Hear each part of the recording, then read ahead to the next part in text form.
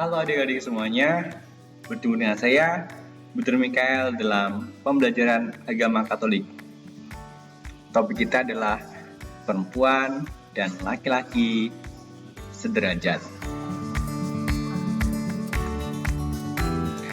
Adik-adik, pengertian sederajat itu apa sih? Sederajat artinya mempunyai tingkatan yang sama dalam hal kedudukan, pangkat, dan jabatan. Perempuan dan laki-laki dikatakan sederajat jika sudah mendapatkan perlakuan dan kesempatan yang sama. Itu adik-adik. Namun yang terjadi dalam masyarakat kita masih ada suatu kesenjangan. Kesenjangan adalah suatu perbedaan. Terdapat pandangan keliru tentang laki-laki dan perempuan. Perempuan masih dipandang lemah dan rendah dibandingkan dengan laki-laki. Nah, ini ada beberapa pandangan keliru dalam masyarakat tentang laki-laki yang tidak sesuai dengan nasihat Injili. Yang pertama, laki-laki dipandang lebih berharga dibandingkan dengan perempuan. Keduanya, anak laki-laki dianggap andalan karena punya masa depan dibandingkan dengan perempuan. Laki-laki dianggap menjadi tulang punggung keluarga nantinya.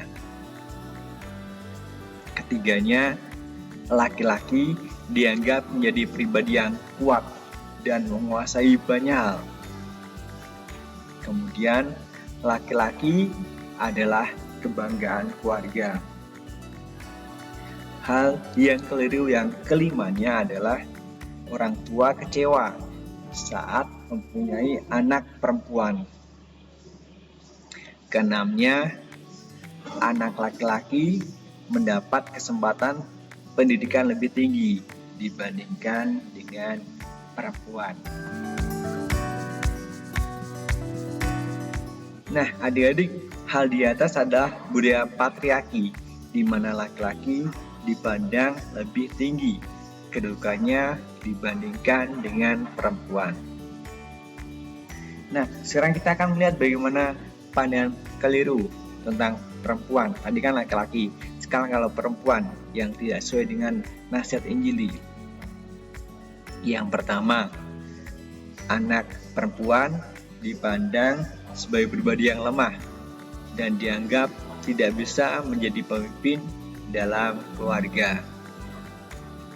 Keduanya, perempuan dipandang tidak mampu memperoleh pendidikan yang tinggi.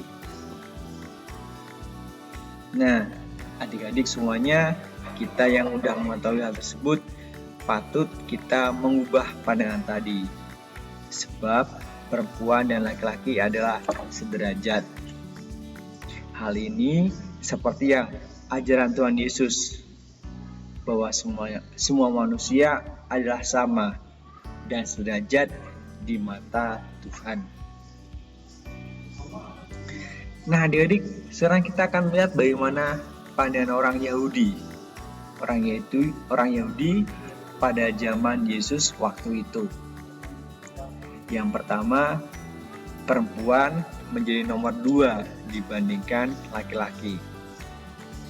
Keduanya, perempuan diperlakukan tidak adil. Misalnya nih, perempuan yang ketahuan berzina. Kemudian masyarakat ingin merajamnya. Tahu ya adik-adik, merajam adalah melempar dia dengan batu sampai mati. Ketiganya adalah dalam peraturan pertemuan-pertemuan, wanita kurang mendapat tempat. Hanya laki-laki saja yang mendapatkan tempat untuk bersuara. Nah, sekarang kita akan melihat bagaimana pandangan atau tindakan Yesus melihat hal tersebut. Yang pertama, Yesus menghargai dan membela tindakan perempuan. Keduanya, Yesus memperlakukan perempuan berzina secara manusiawi. Ketiganya, Yesus memuji perempuan Kanaan yang percaya. Keempatnya, Yesus menjadikan perempuan sebagai teladan. Ini dicontohkan dalam perumpamaan janda yang menyumbang di Bait Allah adalah suatu tindakan kejujuran. Adik-adik semuanya, sikap dan tindakan Yesus ini dilandasi oleh sikap bahwa laki-laki dan perempuan sama di mata Allah. Allah sendiri menciptakan mereka secitra atau segambar, di mana mereka saling membutuhkan dan tidak ada yang lebih tinggi atau yang lebih rendah di antara mereka. Nah, sekarang bagaimana sih tindakan pandangan Katekismus Gereja Katolik dalam artikel 369? Dikatakan di situ bahwa pria dan wanita diciptakan artinya dikehendaki Allah dalam persamaan yang sempurna. Di satu pihak sebagai pribadi manusia dan di lain pihak dalam kepriaan dan kewanitaannya. Kepriaan dan kewanitaan dalam tanda petik adalah sesuatu yang baik dan dikehendaki Allah. Keduanya, pria dan wanita, memiliki martabat yang tidak dapat hilang, yang diberi kepada mereka langsung oleh Allah penciptanya. Keduanya, pria dan wanita, bermartabat sama menurut citra Allah dalam kepriaan dan kewanitaan mereka, mencerminkan kebijaksanaan dan kebaikan pencipta. Nah, ini adalah buku Katekismus Gereja Katolik yang kita singkat yaitu KGK. Sekarang menurut KGK artikel 371. Oke, adik-adik kita baca. Silakan adik-adik baca semuanya.